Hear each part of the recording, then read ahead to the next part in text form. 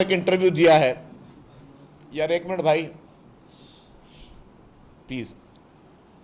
जो उन्होंने मौसूफ ने इंटरव्यू दिया है इमरान खान ने, उसमें इसने बड़े ख़तरनाक किस्म के इंकशाफात किए, मैं समझता हूँ, जो कि एक क्वेश्चन मार्क भी है कि अगस्त में इमरान खान साहब जो हैं उनकी मुलाकात हुई थी जनरल बाजवा साहब से ऐवान सदर में।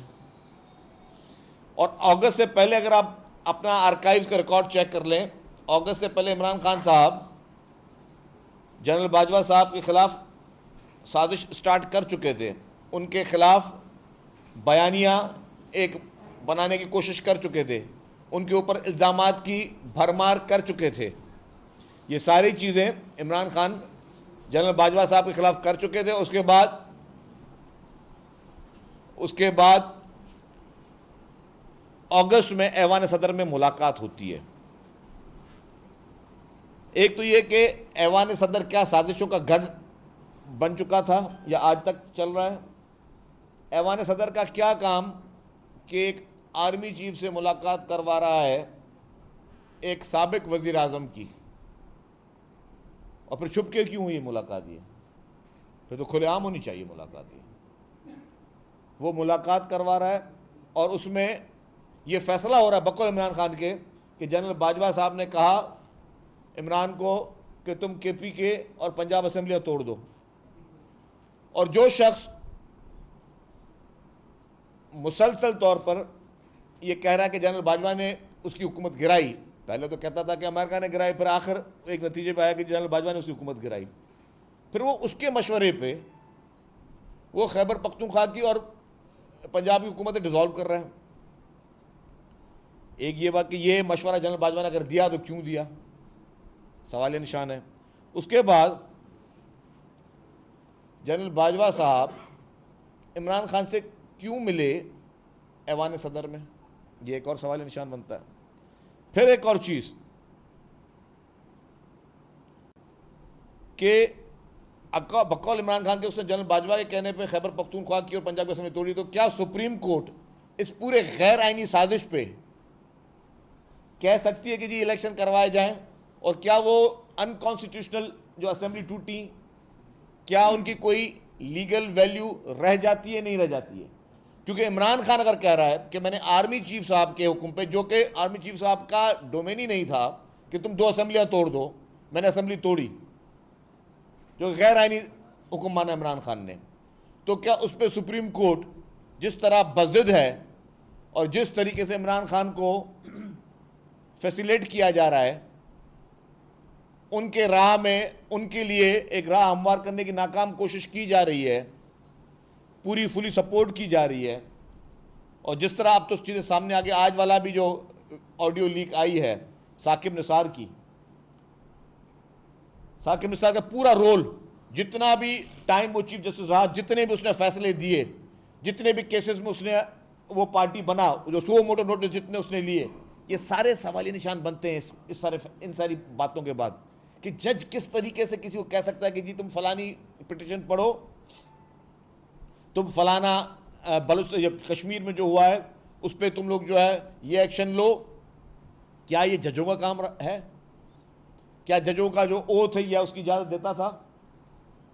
और क्योंकि ये पूरा एक नेक्सस था, जो हम कहते हैं कि साकिब निसार पहले दिन से लेके इमरान खान के लिए जो उसको सादिक अमीन करना, फिर मुखालफों के लिए सजाएं देना, मुखालफों के लिए वो मखसूस बेंचें बनवाना, जो पूरा सवाल है वो मखसूस बेंचें जिनसे अपने मर्जी के तमाम फैसले लेना, मुखालफों की पगड़ियाँ उछलवाना, मुखालफों की किरदार कुशी करना, इस तरह के कोर्ट्स में रिमार्क्स देना कि वो मीडिया में हाईलाइट हों, मुखालिफ पार्टियों के लिए ये लेवल प्लेइंग फील्ड नहीं थी।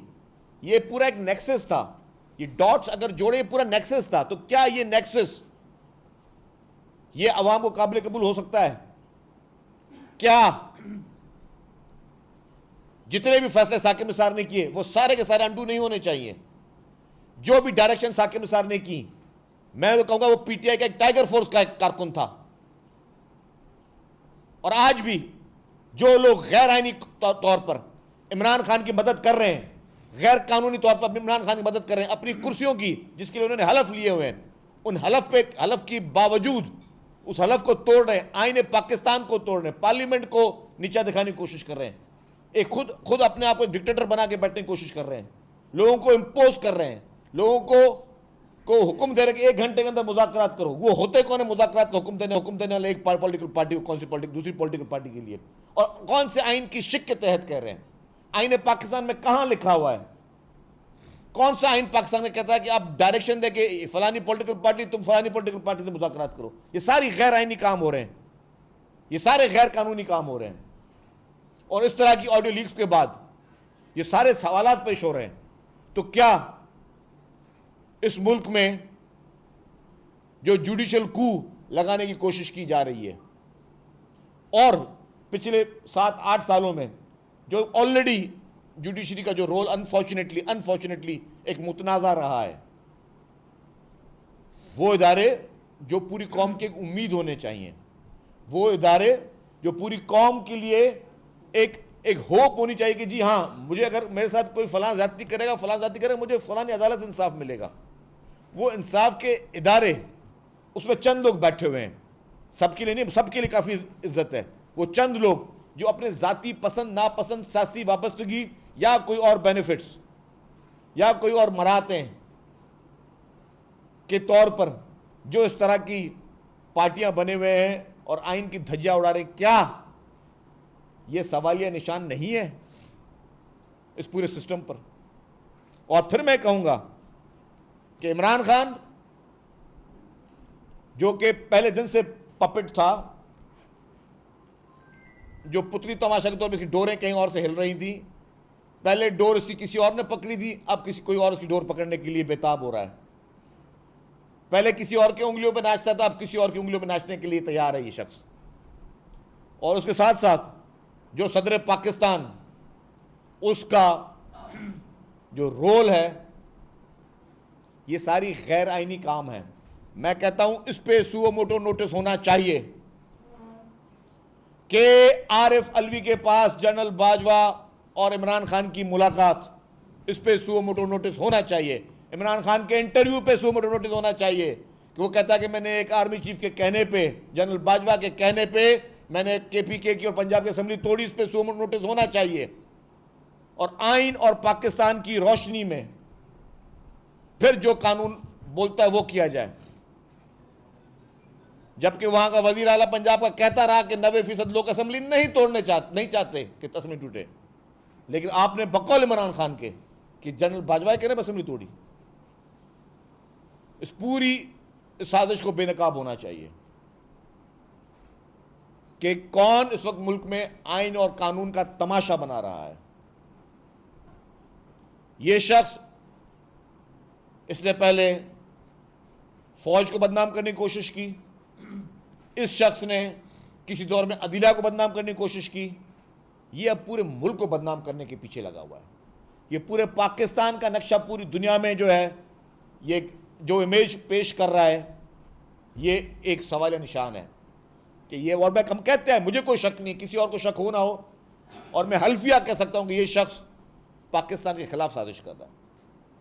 और ये साजिश पाकिस्तान में नहीं बन रही है, कहीं और बन रही है, लेकिन उसमें मेन किरदार, उसका पेड टाउट इमरान खान है इस वक्त, जो उनके टुकड़ों पे पल रहा है, उन हमारे दुश्मन ममालिक के, और उन दुश्मन ममालिक के कहने पे पाकिस्तानी इदारों को निशाना बना रहा है, हमारी अदलिया को निशाना बना रहा है, ये अदलिया को भी इस्तेमाल कर रहा है, हमारे दीगर इदारों को निशाना बना रहा है ये शख्स। और इस शख्स की जितनी भी साजिश, और मैं कहता हूं इस इंटरव्यू के बाद तो अवाम ने इसको जूते मारने चाहिए इस शख्स को। इस इंटरव्यू के बाद कभी बोलता है जी मेरा मुर्शिद जो है, मेरी फलानी बेगम है, अब मैं उसकी पर्सनल लाइफ पर नहीं जाना चाहता, मतलब इस शख्स की जहनियत क्या है। तो इस पे डेफिनेटली हमें रिजर्वेशन हैं, और इस पे हम चाहते हैं कि सुओ मोटो नोटिस हो, और उस मुलाकात की मजीद तफसीलात सामने आए, और जो भी उस मुलाकात में हुआ है वो पब्लिक के सामने मजीद ट्रांसपेरेंट आए, उसकी मुलाकात का मकसद सामने आए, मुलाकात क्यों हुई, किसके कहने पे हुई, और उसके बाद जो जो हुआ है सारी चीज़ों को सुप्रीम कोर्ट में उस पर नोटिस लेना चाहिए। मुर्तज़ा वहाब साहब मजीद इस चीज़ पे बात करेंगे। बिस्मिल्लाहिर्रहमानिर्रहीम। शजील साहब ने काफ़ी तफसील के साथ तमाम गुजारिशात आप दोस्तों के सामने कर दी हैं। मैं भी कुछ सवालात इस हवाले से रेज़ करना चाहूँगा। पहली चीज़ तो ये कि जो लोग इमरान ख़ान साहब से छुप के मुलाकातें करते हैं, पोशीदा गुफ्तगू करते हैं, उनको ये समझ लेना चाहिए कि कोई भरोसा नहीं 3 महीने बाद कोई और इंटरव्यू दें और फिर आपका हवाला दे रहे हों। तो इसलिए वो जो हम कहते हैं ना कि ज़मीर के मुताबिक फ़ैसले नहीं होने चाहिए, इस मुल्क में कानून के मुताबिक, आइन के मुताबिक फ़ैसले होने चाहिए। मैं समझता हूँ ये सबसे इम्पॉर्टेंट चीज़ है। दूसरी चीज़, पाकिस्तान पीपल्स पार्टी का पहले दिन से ये मौक़िफ़ है कि देखने की ज़रूरत है कि क्या पंजाब की असम्बली तोड़नी आइनी तरीके से तोड़ी गई या गैर आइनी तरीके से तोड़ी गई। और मैं समझता हूँ सबसे ज़्यादा गुफ्तगू अगर इस वक्त पाकिस्तान में होनी चाहिए तो उस मुतनाज़ा फ़ैसले के हवाले से होनी चाहिए जो कि 63A का फ़ैसला अदालतों की जानिब से आया गया, जिस फ़ैसले के अंदर आइन में क्या लिखा है और फ़ैसले में क्या लिखा है उसमें एक बहुत बड़ा तज़ाद है। मैं बहैसियत अदना से सियासी कारकुन के, अदना से कानून के तालिब इल्म के ये समझता हूँ कि कानून बनाना, आइन साजी करना पाकिस्तान के पार्लियामान का काम है। और सिर्फ पाकिस्तान में नहीं, दुनिया भर में आइन बनाने का इख्तियार, कानून साजी का इख्तियार उस मुल्क की मुताल्लिका पार्लियामान को है, असेंबलियों को है। लेकिन बदकिस्मती के साथ कुछ फैसलों के ज़रिए आइन में लिखे गए अल्फाज को तब्दील कर दिया जाता है। वो कहते हैं ना, ताकत का सरचश्मा आवाम है। अगर इमरान ख़ान साहब पाकिस्तान के वज़ीर आज़म थे तो उनको 2/3 अक्सरियत की ज़रूरत थी आइन को तरमीम करने के लिए। आज शहबाज शरीफ साहब वज़ीर आज़म हैं तो उनको 2/3 अक्सरियत की ज़रूरत है आइन में तरमीम करने के लिए। ये लोग लाखों करोड़ों वोट लेकर आते हैं, आवाम के नुमाइंदे होते हैं। उसके बावजूद वज़ीर आज़म का हल्फ लेने के बावजूद वो ख़ुद by one stroke of pen आइन को तब्दील नहीं कर सकते हैं, आइन की किसी शिक को तब्दील नहीं कर सकते। लेकिन बदकिस्मती के साथ आपको याद होगा हमारी अदालतों से फ़ैसले आए। नज़रिया ज़रूरत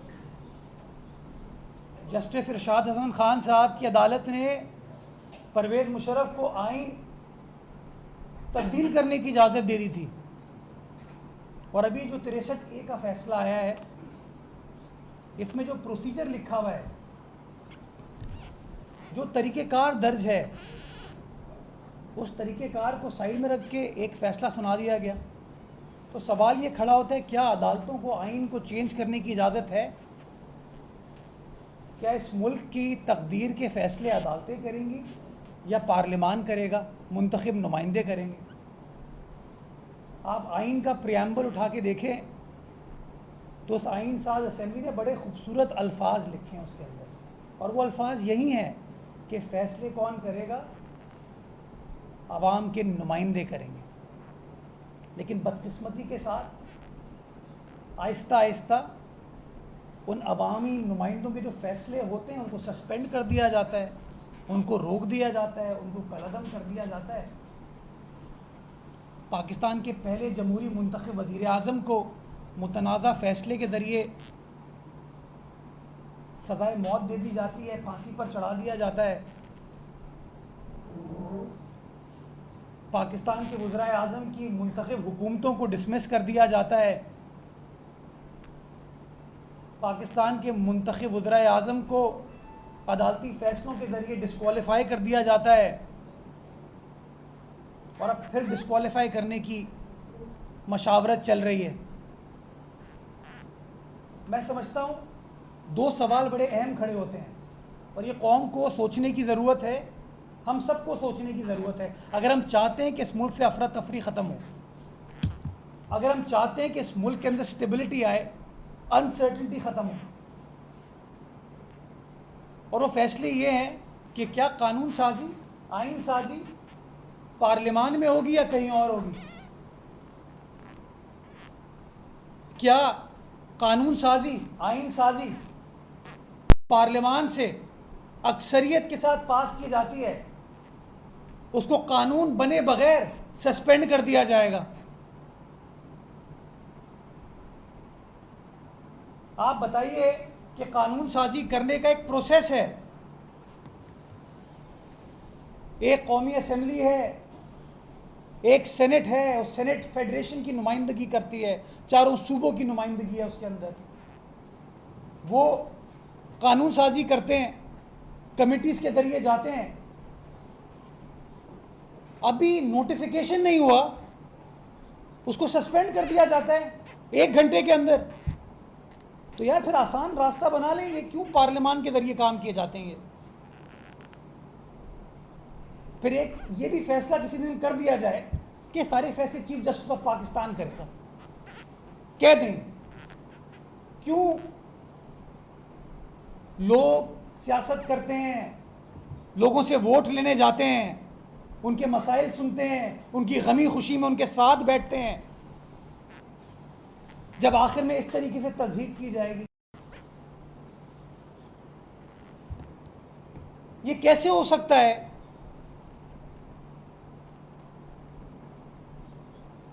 रोज अकाउंटेबिलिटी होती है, रोज। वजीर आजम पाकिस्तान हो, वजीर आला हो किसी सूबे का, वो किसी ओहदे पर किसी को अपॉइंट कर ले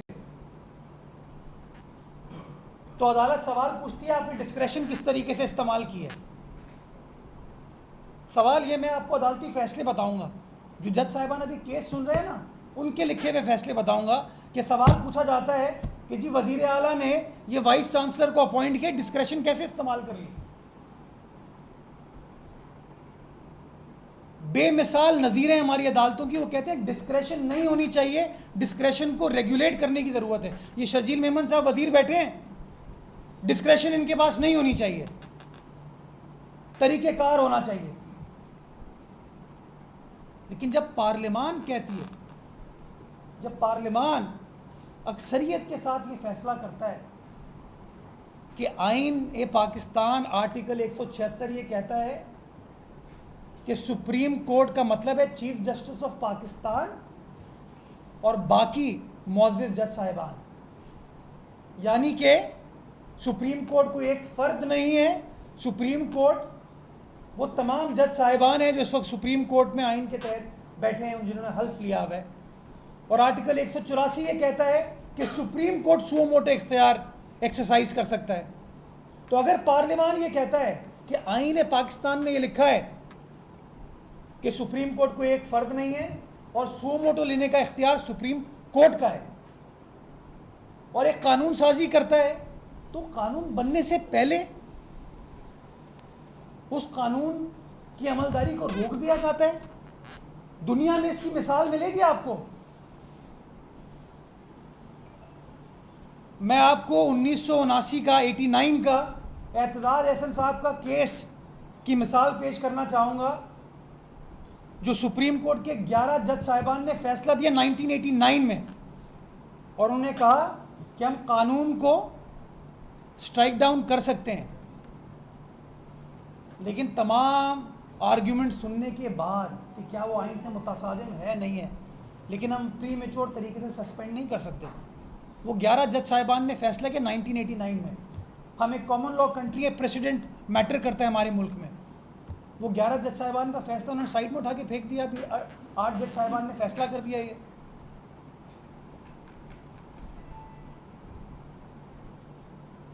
पूरा सेनेट मौजूद है, पूरी कौमी असेंबली मौजूद है, वन स्ट्रोक ऑफ पेन सब कुछ ख़त्म हो जाता है। और शायद मेरी बात किसी को पसंद ना आए, लेकिन मैं आज ये बात करना चाहूँगा कि अगर हमारी अकाउंटेबिलिटी होनी चाहिए जो कि होती है और होनी चाहिए। ब्यूरोक्रेसी की अकाउंटेबिलिटी होती है, होनी चाहिए। तो क्या अदालतों की अकाउंटेबिलिटी नहीं होनी चाहिए? क्या वो 4 जज साहिबान जिन्होंने मुतनाज़ा फैसला जुल्फ़िकार अली भुट्टो के केस में दिया था, जिस फैसले के ऊपर एक जज साहब जिन्होंने खुद फैसला दिया था, जस्टिस नसीम हसन शाह साहब, जो बाद में चीफ जस्टिस ऑफ पाकिस्तान बने, उन्होंने खुद एक टीवी इंटरव्यू में नहीं कहा कि वो फैसला गलत था? क्या इसके ऊपर अकाउंटेबिलिटी नहीं होनी चाहिए?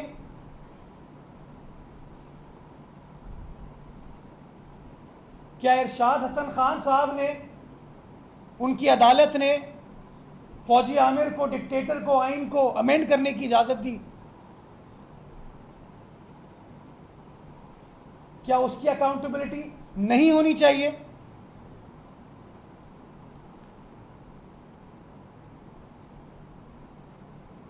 जो लोग आज जो एक ऑडियो टेप आई है, मैं पर्सनली इन चीज़ों का हामी नहीं हूं, लेकिन ये किरदार लोगों का बता रही है। एक साहब एक केस में कहते हैं ये डिस्क्वालिफाइड, दूसरे को कहते हैं सादिक और अमीन। नस्ला टावर के केस में कहते हैं गिरा दो, तोड़ दो, मिसमार कर दो उसको। तुम्हें कोई हक नहीं है यहां रहने का।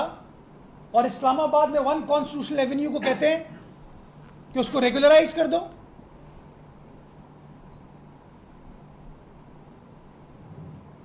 वो साहब जो कहते हैं कि NICVD वापस भेज दो इस्लामाबाद, जिन्ना अस्पताल वापस भेज दो इस्लामाबाद। मैं समझता हूं कि कहीं ना कहीं अकाउंटेबिलिटी का फुकदान है। और आइन के अंदर वो आर्टिकल 209 की शिक है ना, जुडिशल अकाउंटेबिलिटी की, वो आज तक आप बता दें मुझे, कोई अगर बता दे कि आज तक किसी मुअज़्ज़िज़ जज साहब के खिलाफ कार्रवाई की गई हो। यहाँ तो ये शिकवे चल रहे हैं कि शायद रेफरेंस फाइल हुए हुए लोगों के खिलाफ वो रेफरेंस टेकअप नहीं हो रहे। वो कहते हैं ना, एक उसूल है, अगर शर्जील मेमन साहब मुझे अपॉइंट करेंगे कहीं, या मैं शर्जील मेमन साहब को अपॉइंट करेंगे, तो ये सवाल खड़ा हो जाएगा, ये दोस्त हैं, कॉलीग हैं, एक दूसरे को अपॉइंट नहीं कर सकते। उसूल है अंग्रेजी का, principle of natural justice, no man should be the जज ऑफ हिज ओन कॉज। मुझे अपने बारे में, अपनी ज़ात के बारे में, अपने से रिलेटेड लोगों के बारे में फैसला नहीं करना चाहिए। क्यों? क्योंकि मैं बायस दूंगा, मेरा दोस्त है, मेरा जानने वाला है कोई। यहाँ पे इनके केस में अकाउंटेबिलिटी भी इनकी है, करते भी यही हैं। मैं समझता हूँ वो आज उन्होंने कहा ना, कंटेम्प्ट फला केस का हवाला देते हुए कह दो, खुदारा ये कंटेम्प्ट टाइप ड्रकोनियन कवानीन को इस्तेमाल करके लोगों की ज़बाबंदी ना करें। इस मुल्क को आइन और कानून के तहत चलने दें और एक ऐसा पाकिस्तान बनाएं जो सब के लिए बराबर हो, जिसके अंदर कोई तफरीक ना हो, किसी सियासी जमात के दरमियान भी तफरीक ना हो, किसी अफसर के दरमियान भी ना हो, किसी जज के दरमियान भी ना हो, किसी मजदूर के नाम भी ना हो, किसी सियासी कारकुन के हवाले से भी ना हो, किसी मीडिया कारकुन के हवाले से भी ना हो। एक ऐसा पाकिस्तान हो जिसका ख्वाब अल्लामा इकबाल ने देखा था और कायद आज़म ने वो बना के दिया। बहुत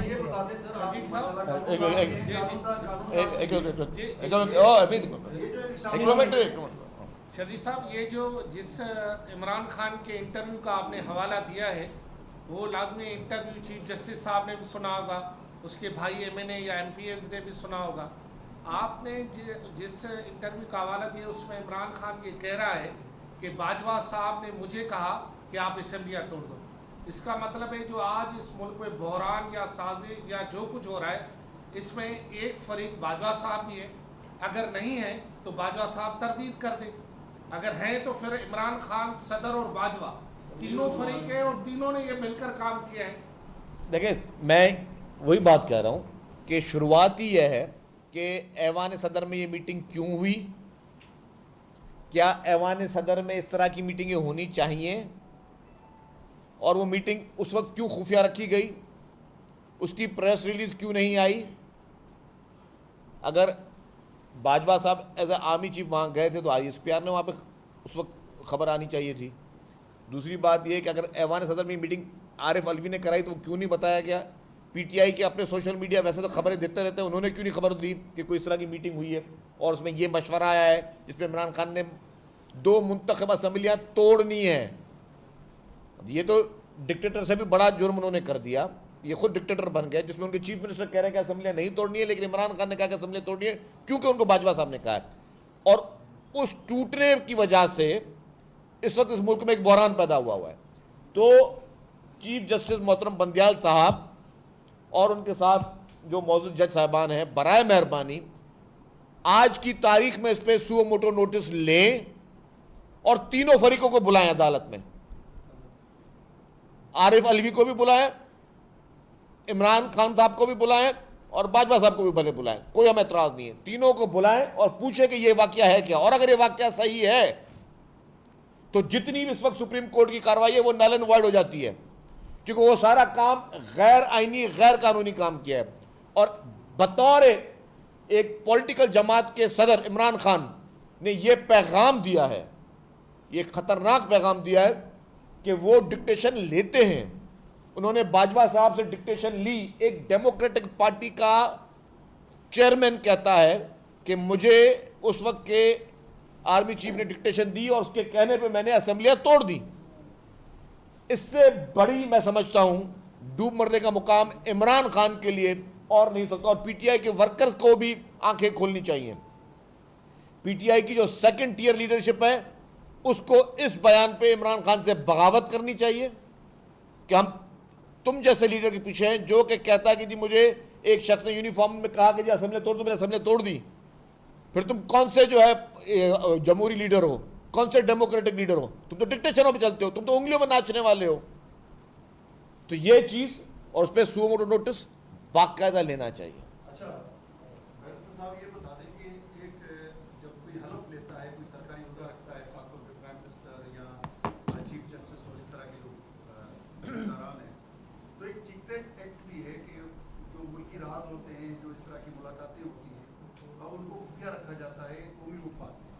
तो उसकी क्या कोई खिलाफवर्जी इस हवाले से भी हो रही है और इसकी क्या सजा है और क्या होना चाहिए, आप क्या तजवीज़ करेंगे?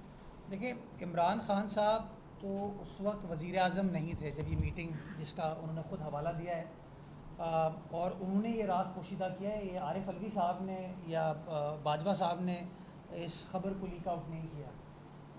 तो ऑफिशियल सीक्रेट एक्ट जो है वो गवर्नमेंट फंक्शनरीज़ के ऊपर लगता है, इमरान खान साहब के ऊपर तो नहीं लगेगा।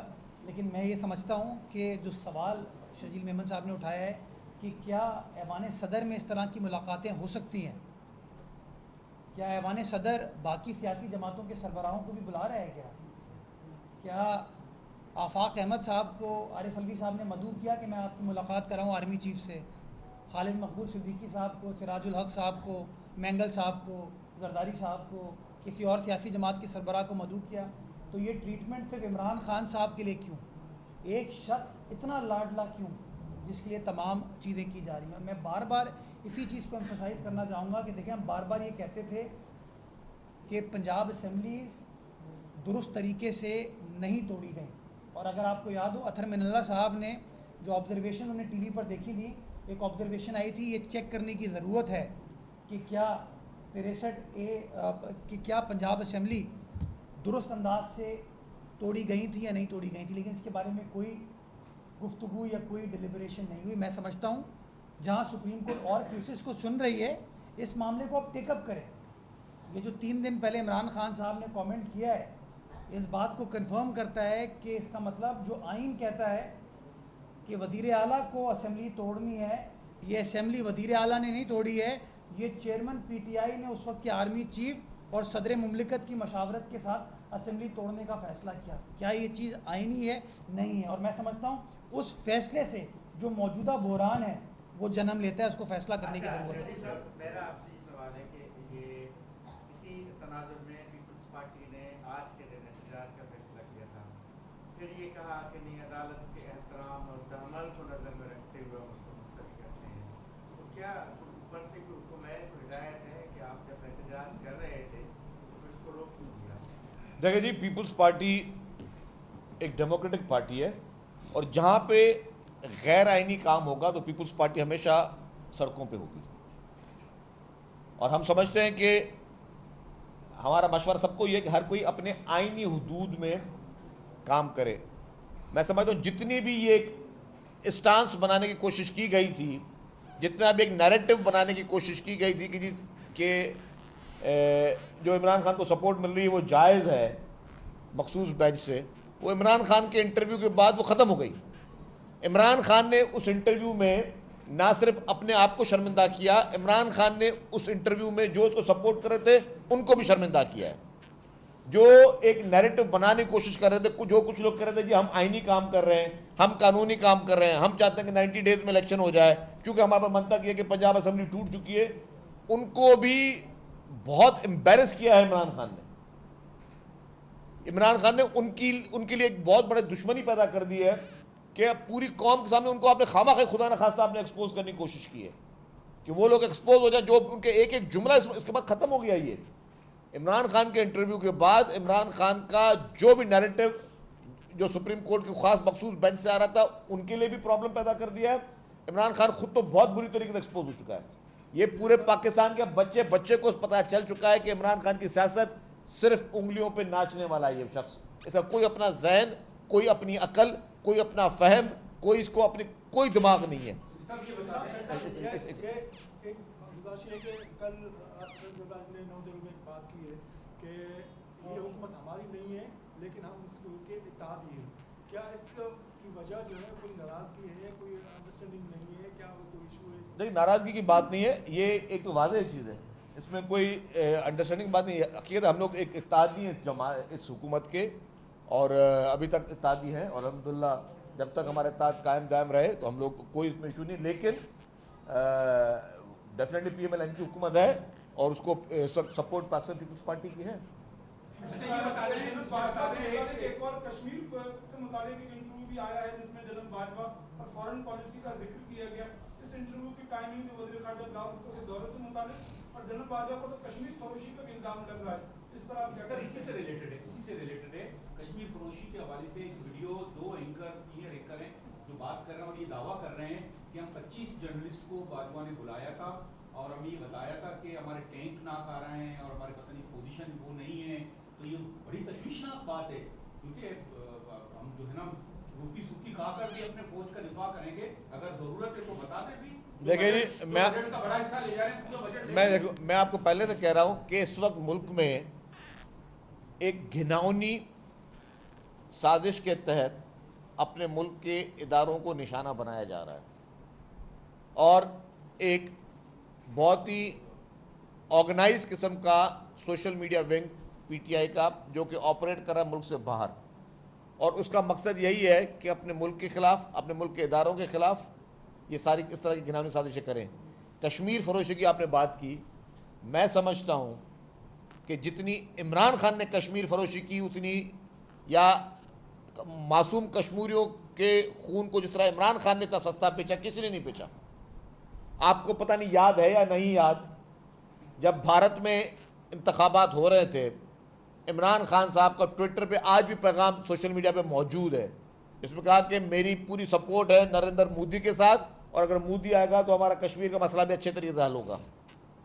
और फिर इस तरह के तसलसल के साथ उसके बयानात नरेंद्र मोदी के और बीजेपी के फेवर में आते रहे।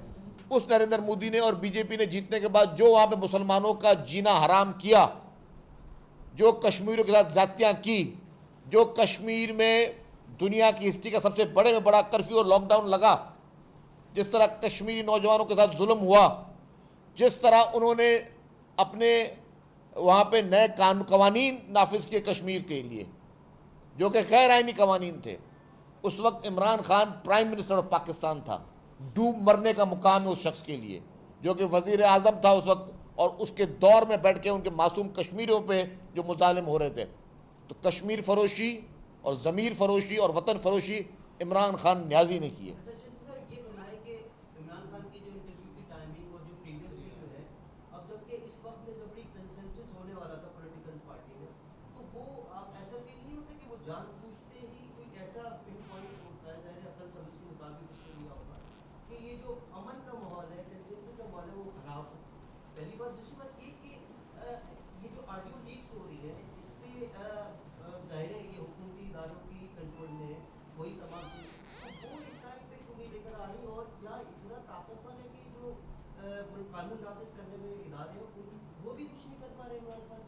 देखें, मैं आपको एक बात बताऊं, इमरान खान के खिलाफ कोई भी कार्रवाई कानूनी हो सकती है ना। आप भी उसी की सपोर्ट करेंगे, मैं भी वो करूंगा कि जो भी उसके खिलाफ कार्रवाई हो कानून के दायरे में रहकर हो। मैं कभी नहीं कहूंगा कि इमरान खान या किसी भी सियासतदान के खिलाफ कोई गैर आईनी या गैर कानूनी काम किया जाए। अब कानूनी तौर पे एक शख्स, यार इलेक्शन कमीशन से बड़ा कौन सा इदारा हो सकता है? एक इदारा है ना इलेक्शन कमीशन, कानूनी आईनी इदारा है। उसने एक इतनी बड़ी रिपोर्ट दी जिसको उन्होंने चैलेंज भी नहीं किया, और उसमें कहा कि जी ये भारत से पैसे लिए, ये इंडिया से पैसे लिए, ये इसराइल से पैसे लिए, और इतने सारे ममालिक से जो इन्होंने पैसे लिए वो अकाउंट्स इन्होंने इलेक्शन कमीशन में जाहिर नहीं किए अपने असासों में, और वो उनको कानूनी तौर पर जाहिर करने थे। मतलब ये जजमेंट है और उसमें अकाउंट्स का जिक्र है। ये नहीं कि कोई वेग बात कर ले कि मैं कहूँ यार आपने चोरी की, ओ भाई कौन सी चोरी की बताओ सही। तो उसने चोरी भी बताई इलेक्शन कमीशन ने कि जी ये 50 अकाउंट आपने नहीं दिए, एक दो अकाउंट नहीं आपने भूल गए, 50 अकाउंट जिसमें करोड़ों अरबों रुपए आए आपने वो नहीं जाहिर किए। यार उसके बाद मैं कहता हूँ अगर ये किसी और पॉलिटिकल पार्टी के इस तरह एक्सपोज हो जाए, अकाउंट्स आ जाए सामने, अकाउंट ऑपरेटर्स भी सामने आ जाए, वो आपके पॉलिटिकल ओहदेदार हैं, आपके अपने फैमिली के मेंबर्स हैं, उसके बाद कोई शख्स पाकिस्तान में पॉलिटिक्स कर सकता है? नहीं कर सकता। वो कर रहा है। क्या ऐसे किसी शख्स को जिसकी इतनी एक्सपोज्ड, इतने ओपन एंड शट केस हो, क्या किसी को जमानत मिल सकती है? इसको जमानत मिल रही है। आप वाला जो सवाल है, मैं कह रहा हूं कि इमरान खान के खिलाफ जेन्युइन मुकदमात हैं, घड़ी बेचने के मुकदमात हों, BRT के मुकदमात हों, बिलियन ट्री सुनामी के मुकदमात हों, सारे फंडिंग के, इलीगल फंडिंग के मुकदमात हों, सारे जेन्युइन मुकदमात हैं। लेकिन उसमें अगर उसको एक जगह से out of the way support मिल रही है, क्या ये रिलीफ पाकिस्तान में, ये रिलीफ भी नहीं कहूंगा मैं, this is not a relief, ये गलत टर्मिनोलॉजी यूज कर रहा हूं, वकील साहब के साथ बैठे, ये out of the way support, this is not a relief. Relief हर एक को मिलना चाहिए, out of the way support किसको नहीं मिलनी चाहिए, गैर आईनी गैर कानूनी सपोर्ट किसको नहीं मिलनी चाहिए। लेकिन पाकिस्तान में अनफॉर्चुनेटली इस वक्त जुडिशरी, मखसूस जुडिशरी के तौर पे उसको ये सपोर्ट मिल रही है कि उसका एक दिन के लिए वो शख्स जेल नहीं जा सकता। जो पुलिस उसको गिरफ्तार करने जाएगी अदालत के अहकामात पर, उस पुलिस को जूते मारे जाएंगे, डंडे मारे जाएंगे, पेट्रोल बमों से उनके ऊपर अटैक किया जाएगा। क्या ये हमारा पाकिस्तान का आईन और कानून हमें इजाजत देता है? तो उस शख्स के लिए इस वक्त स्पेशल लॉज चल रहे हैं, उस शख्स के लिए स्पेशल कानून चल रहा है। तो मैं अभी गैर आईनी तौर पर किसी को तकलीफ नहीं पहुंचानी चाहिए, मैं इसके बिल्कुल खिलाफ हूँ। ऑडियो लीक्स की बात की आपने, ऑडियो लीक्स और वीडियो लीक्स के हम लोग खिलाफ हैं। हमारा स्टांस है कि भाई हम उसको सपोर्ट नहीं करते, बट अब वो जो चीज़ें आ रही हैं, जो मवाद आ रहा है, वो पर्सनल नौयत का नहीं है। सवाल ये है किसी की ज़ाती ज़िंदगी में अगर आप कोई ऑडियो लीक्स वीडियो लीक्स लेके आते हो, मैं उसके शदीद खिलाफ हूँ, मेरी पार्टी उसके शदीद खिलाफ है। बट ये ज़ाती नौयत का इल्ज़ाम नहीं है, ये ज़ाती गुफ्तगू नहीं थी। ये अगर एक चीफ जस्टिस साकिब निसार उसको कह रहा है जी कश्मीर वाला वाक़या हुआ जिस पर ये उस पर कंटेम्प्ट दाखिल कराओ, ये कोई ज़ाती गुफ्तगू है। अब आप साकिब निसार के फिर कहाँ कहाँ पे कनेक्शन है, किन किन को साकिब निसार सपोर्ट कर रहा है, तो ये ज़ाती चीज़ें नहीं है, ये सारी सियासी चीज़ें। अगर शाह महमूद कुरैशी, सॉरी आरिफ अलवी और वो यास्मीन राशिद कह रही, यास्मीन राशिद साहिबा आरिफ अलवी को कह रही है कि जी हमारे कारकुनान पेट्रोल बम फेंक रहे हैं, तो ये ज़ाती गुफ्तगू नहीं है। Sorry, this should be the part of evidence, it is a criminal evidence कि एक पार्टी की लीडर कह रही है कि जी हमारे पार्टी के लोग पुलिस पे पेट्रोल बम फेंक रहे हैं। क्या इसको हम कहें कि जी इसकी कोई वैल्यू नहीं होनी चाहिए? बाकायदा ये खतरनाक चीज़ें, ये पाकिस्तान की तारीख में कभी नहीं हुआ। और मैं एक और बात कह दूं, क्या यही हरकतें कोई और पॉलिटिकल पार्टी अगर पाकिस्तान में करती तो क्या इतनी बर्दाश्त रखी जा सकती थी? नहीं। आप फैसला करें। आप फैसला कर लिया। अच्छा चले, कोशिश रही है कि पीटीआई के साथ डायलॉग, इस हवाले से एक कमेटी भी बनी थी, लेकिन पीटीआई ने कहा कि हम गैर मशरूत तौर नहीं डायलॉग करेंगे। आज एक वफद भी आ रहा है बिलाल हाउस में। इस वक्त वज़ीर इत्तलात शजील इनाम और बैरिस्टर मुर्तज़ा वहाब मीडिया से गुफ्तगू कर रहे हैं। उनका कहना था कि इमरान खान ने इंटरव्यू में ख़तरनाक इंकशाफात किए, पाकिस्तान में संजीदा सूरत हाल बन रही है, काफ़ी चीज़ें पर्दे में थीं लेकिन पर्दा उतरने से शक जन्म ले रहे हैं। सवाल उठ रहे हैं कि हमारी अदलिया में इस तरह से मामला चलते थे।